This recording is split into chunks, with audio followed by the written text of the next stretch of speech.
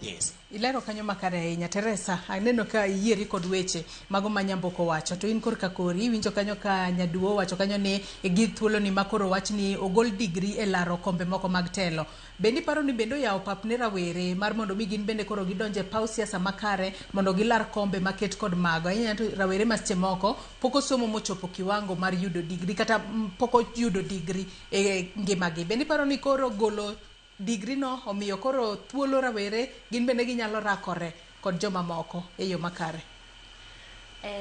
Joyce, golo digri no to dhi miyo rowere mondo omany telo, nikech digri no ne dhi keto baria moro ni eti ng'ama oyudo digri ema nyalo laro telo no.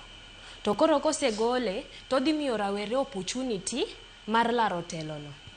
To kendo kosemiyo kata obedo ni eti omiyo rawere opportunity mar laro telo no, to winjo be ni rowere gi telo ma gidwaro gi kata ka be ni en kom mar gavana, owinjo at least obede gi education moro matin, owinjo bed kata gi digri no.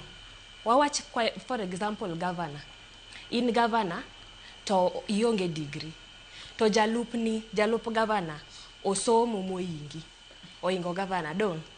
Koro ka jalupni osesomo moingi, ting'eni jalupni ni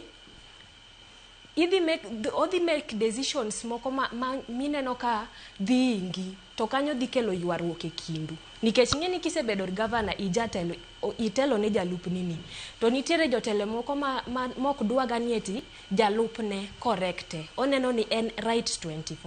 Koro aneno ni eti gavana, MPs, president, sana president to bed ng'ama osomo, nikech okibi bedo president mar rule Kenya to kisomo, to ida wuotho e pinje moko ma ok ere kaka idhi present e pinje ma oko go kokisomo ka in president.